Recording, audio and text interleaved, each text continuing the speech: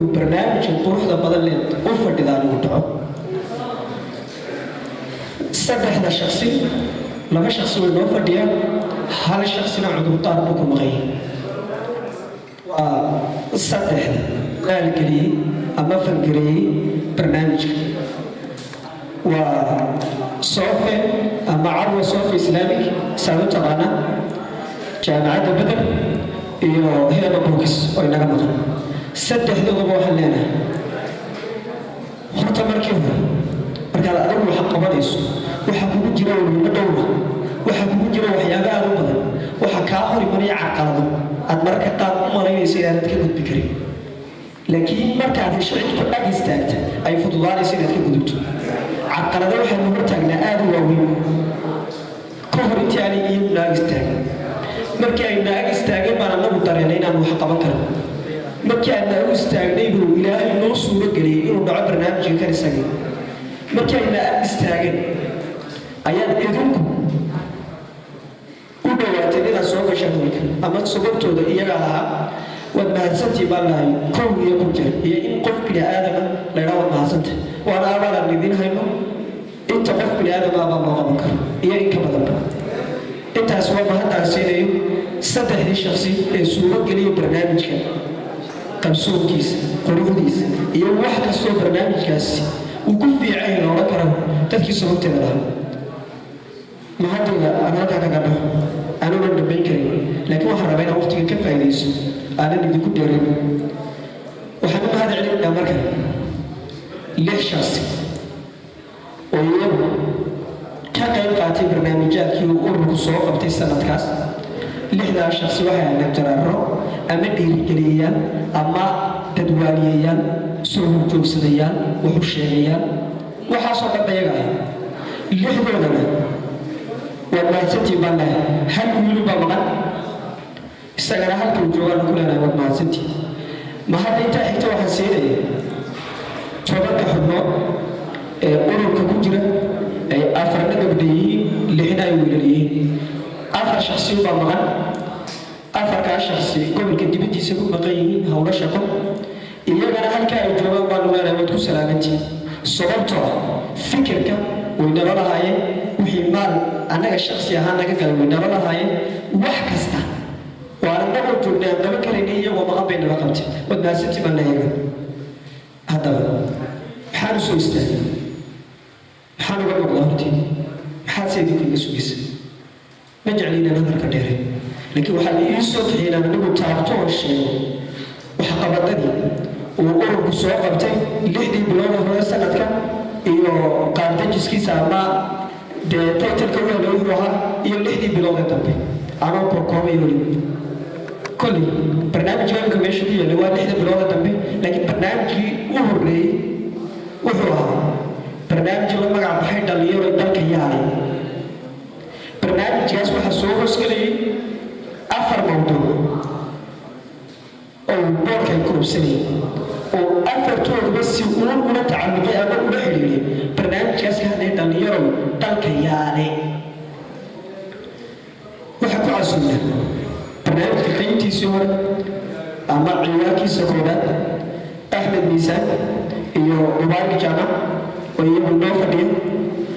barnaamijkaas waxaa xigay barnaamij kale oo isna sii hoosgelayay barnaamijka la yidhaha dhalinyaro dalka yaalay waxaa ku casuumnaa maxaa la yidhahdaanay bashiir oo isagu naga maqan iminka oo isna lahaa dhaqanka kaas ku xigay oo bishii ku xigtay qabsoomay barnaamijkaas waxaa ku xigay isla barnaamij kale oo soo hoosgelayay boorka weynaa la yidhaha dhalinyaro dalka yaalay oo ay qabteen ama ay noogu casuumnaayeen jaabir cabdiraxmaan iyo abwaankeena xiis raxmatan barnaamijkaasi wuxuu isagu u dhacayay qaab wacyigelin ahaan ama qaab booqasho wuxuu ka dhacay barxadda dugsiga sare ee wada naqaanay alnuur secondary school kolley fiidiyooda way idiin daari doonaan iyo qaabka uu iskuulka uga dhacay iyo sidii uu ahaa kaas markay noo daaraan waxaynu arkaynaa barnaamijkaasi qaybto ah boorkaas halkaa waxay noo soo xidhiyeen 6 bilood hore iyo boorkii la magac baxay dhalinyaro dalka yaane dalka maynagaane mise cid kale oo imanaysa baa jirta mise inaga yaryar baa la rabaa inaynu dalka wanaajinayno ka dhigno dad hagaag dal macquul dadku hiigsan karaa sida inagu u hiigsano dalalka kala dunida kolley wakaa fidiyo waa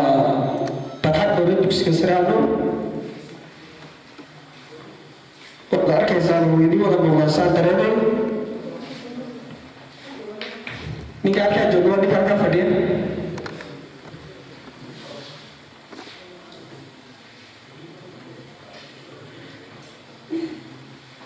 kaasi waa kii soo xidhooy 6 bilood hore 6 bilood hore markii dhammaatay ayaanu haddana waxaanu isweydiinay intaanu fadhiisanay 6 bilood haddii aad kaa furiseen maxaa loo baahay 6 bilood ee dambe inaad qabataan sababta waxaa loo inay noqdaan wax si toos ah soo haddii baarlamaanku ku bood maanta halka qabo maanta waxaan samey waxaan kala saarnay almuhim waxaad noqon doontaa qof dunida dhexdeeda ku wareera waana iskaga hadhi doontaa waxaad qabanayso laakiin si aanad uga hadhin waxaad qabanayso marka hore waa inuu wax qorsheeyo 6 bilood hore barnaamijka bilaabay wuxuu ahaa barnaamij boog lagu soo bandhigay wuxuu ka dhacay hotelka soo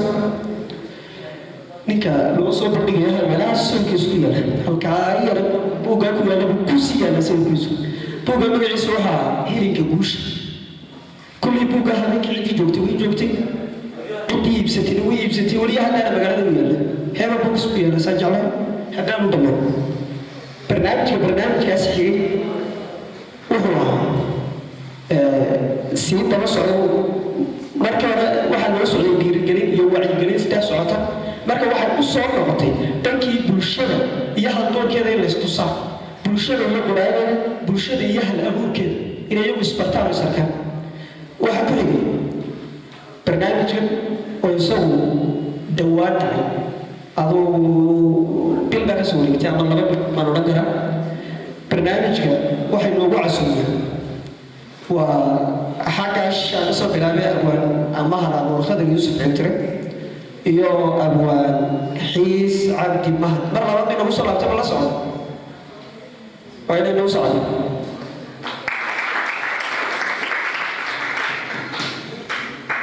kolley horaan idinku ballan qaaday inaanan hadalkayga dheeraynin haddana si ugu badan u haysataan inuu hadalkaygu sii dheeraanay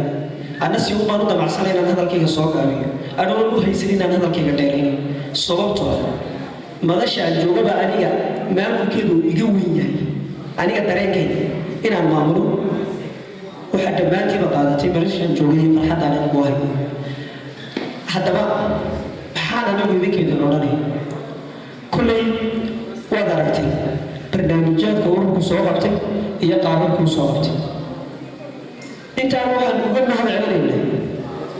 dadka bulshada iyagu dhiirigeliya dad waa dad dhalinyarada dhiirigeliya oo waa ururada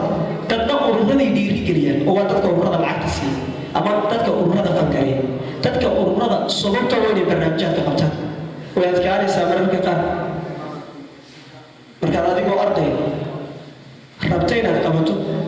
barnaamij ku kacaya lacag $300 kor dhaafaysa way adkaanaysaa waad suuraysan kartaa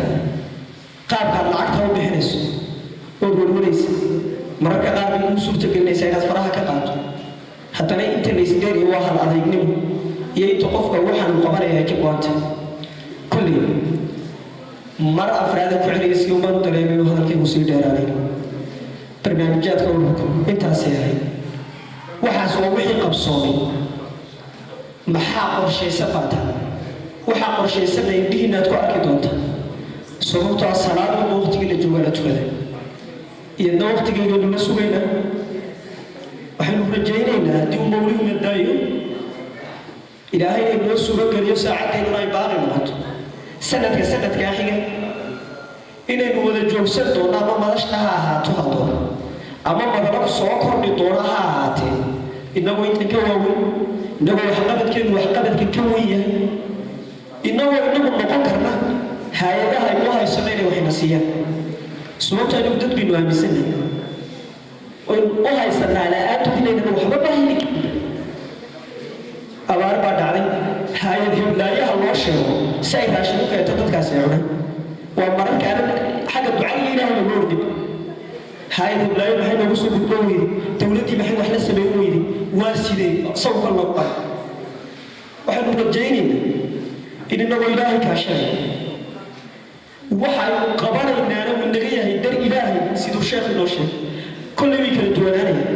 مركز واحد قبنا يساعد قبنا يسوع لأجل الله أما در إلهي قبنا يسوع يا مركز الشخص حقا قبنا يسوع مركز أقول قبنا يسوع قفاق وكان أنا بشوف حتى كان مرة على يوم وقال سيهدو كوتي قليان يوم يوركي واحد هذا يوم قابله سلطة وحصوة أفكر مي عذاك هو يعني كل ما يقول واحد من دون تعيد هذا وخرج جيني سيدي يقول وحكوسيه واحد من كان عليها جيني إن الدكتور وجه كسر يستطيع هذا هو الوقت لكن واحد ربنا إن الوجه كسر يصنع عد على اللغة أبى داعي أما عد إنك أبى ما يسوي حيابها يسوي درتو قبنا والله هل شيء ويسوي درتو قبنا أياك سبكر وحيابها بدل وتريد إنك كحلا إن الوجه كويس صدقته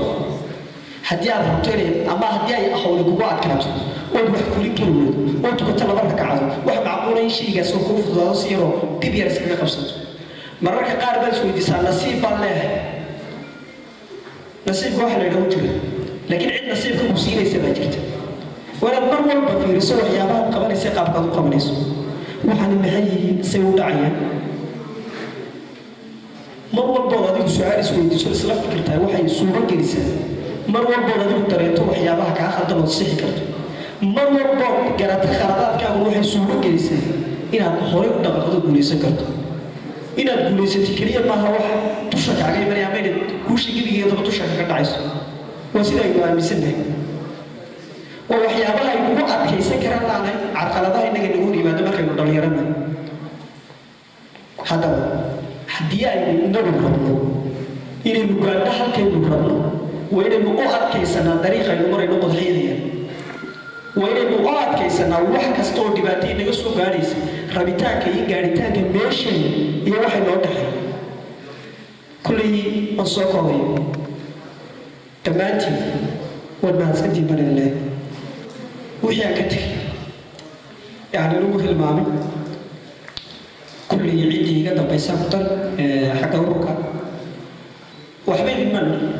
سافري وصوته الرجال أفتح سبعة هذي أقوياء بها هذي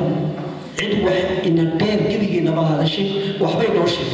أنت ونوشة جنوا بقى أي نقاط نبي وإحنا مفلين وحكى لك إن بعد ما درسنا حتى يكون دكتور صورة رغي مركز هذا الكون ديري وحنقوم بهذا علميا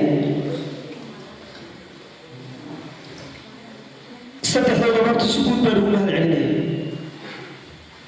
waxaan u siin mahad celinayaa uriyaasha sababtoo waa madashii toddobaad oo marxaya tani ka badnayn in halkaas soo istaagay soo horjoogo wal turjugnaa mararka qaar bad moodaa barnaamijyada labadeeda la noqoto wasal islaan wad mahadsantahay baan leh kaalintaan hayno waxaan dareemayaa inay ka weyn tahay kaalintaan adigu hayso haddii aad soo siiso wassalaamu calaykum warahmatullahi